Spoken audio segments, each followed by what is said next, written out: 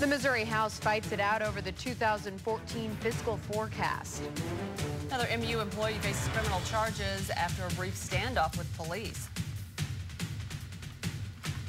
And the mother of the man who allegedly created a decade of despair for 3 women speaks out. KOMU 8 News First at 5 starts now. Live from Studio 8A, coverage you can count on in high definition. This is KOMU 8 News First at 5. Missouri lawmakers took a few more steps toward a state budget today. Good afternoon, I'm Angie Bailey. And I'm Brittany Pieper. House members spent much of the day debating and voting on their version of the budget. KOMU 8's Nick Chabaria is live at the Capitol and tells us what was decided. Nick? Major budget discussions wrapped up at about 3:30 this afternoon. House members voted on and approved 13 major bills concerning the $25 billion proposed budget. Here are some of the highlights from those bills that were passed today. Members voted on and approved a $66 million. Now the bills approved in the House today are headed to the Senate, where they will get voted on once again. A finalized budget must be on Governor Nixon's desk by tomorrow in order to meet the budget deadline. Reporting live from the Capitol, Nick Chabaria, KOMU 8 News. A 21-year-old soldier from New Bloomfield passed away while serving in Kuwait. Services for Private First Class Charles McClure will be held this Saturday in Waynesville with military honors following in Fort Leonard Wood. McClure died from injuries sustained in a vehicle accident. We've learned today that just this week police arrested not 1 but 2 MU employees in separate incidents. Yesterday we reported Columbia police arrested Tyler Hack, an MU Parks and Rec and Tourism assistant teaching professor. Hack's charged with first-degree burglary and first-degree sexual assault. This comes after he allegedly broke into his neighbor's house at Lake Broadway Townhomes early Wednesday morning. It turns out earlier in the week, Monday night, Angel Anderson of Centralia was also taken into custody by police. She's facing charges of first-degree assault, trespassing, and assault of an officer. On top of that, resisting arrest, possession of a synthetic cannabinoid, and 2 counts of armed criminal action. Police say a neighbor in the blue house, shown here, called police complaining of music loudly blasting from Anderson's home Monday night. When police got there, they say they witnessed Anderson screaming obscenities. The defendant, from the inside of her door, inside her front door, yelling at the officer, "Get off my porch, I'll kill you." Following the threat, Dungeon said the officer entered the home and found Anderson swinging a gold bowling pin in a threatening way. The officer then took her into custody. She posted a $125,000 bond from the Boone County Jail. After her release, police say they found a small black cylinder in the cell containing a green synthetic cannabis.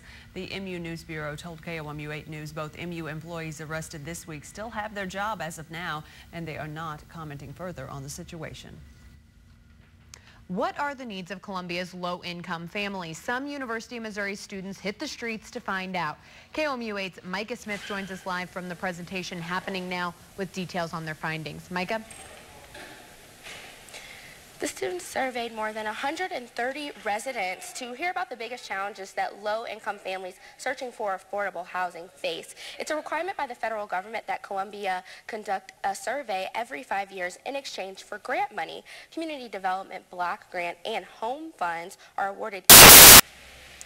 Results will also help the city identify affordable housing goals for next year. We'll have more details on the presentation at 9 and 10. Reporting live in Columbia, Micah Smith, KOMU 8 News. Well, the mom of a man charged in the Ohio hostage case speaks out about her son's actions. And a man once trusted to prevent sexual assault is in court today for perpetrating the crime he worked to try to stop. KOMU 8's Jen Lesk has your look around the nation. The mother of an Ohio man charged with kidnapping, raping, and holding 3 women hostage for a decade says her son is sick.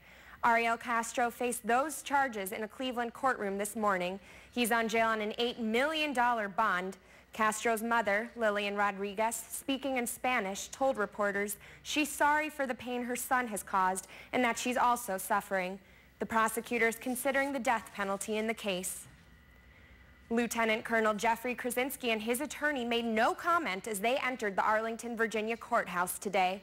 The former head of the Air Force Sexual Assault Prevention and Response Unit is charged with misdemeanor sexual battery. He is accused of accosting a woman in a parking lot and groping her early Sunday morning. The Air Force removed Krasinski from his post after learning of his arrest. An effort to boost internet access for airplane passengers is taking off. The Federal Communications Commission voted unanimously to begin the process of freeing up more ground-to-air wireless spectrum for in-flight broadband use. Such a move could make in-flight web surfing faster and cheaper. The FCC will begin by hearing public comments on the issue. And that's your look around the nation. Rescuers are searching for a man and woman off the coast of Australia who they believe fell off of a Carnival cruise ship. No one noticed the two people disappeared until the Carnival Spirit docked in Sydney Harbor at the end of a 10-day cruise. New South Wales police say surveillance video shows the couple, a woman in her 20s and a 30-year-old man, falling from the ship's deck Wednesday night. The ship was 65 nautical miles off the coast. Pakistani police say 5 people fell to their deaths trying to escape a burning government building today. According to local media, the 5 people died trying to escape the smoke and flames by rope. The fire broke out on the 7th floor and quickly left people stranded. And a freight train carrying hazardous chemicals derailed in Russia today, injuring dozens and forcing the evacuation of more than 2,000 people. The train wrecked about 620 miles southeast of Moscow. The derailment caused an explosion, forcing people out of their beds as the train caught fire. The fire destroyed most of the 69 cars on the train. Russian authorities have not disclosed what chemicals the train was carrying. Now here's Rosie with a look at our mixed bag. Sunshine, then rain, then clouds. What else we got left for today, Rosie? We've got everything, Angie. That's right. We've just run what's happening not just tonight, but in your next 8 days in total. That's going to be coming up in just a few minutes. A Columbia salon's using glitz and glam to make the big night very special for some high school girls. And for the first time in 50 years, Americans are popping fewer pills. Find out why in today's Your Health segment. And there's a live look over the lake. A little bit of sun peeking out there. It's 5:08. This is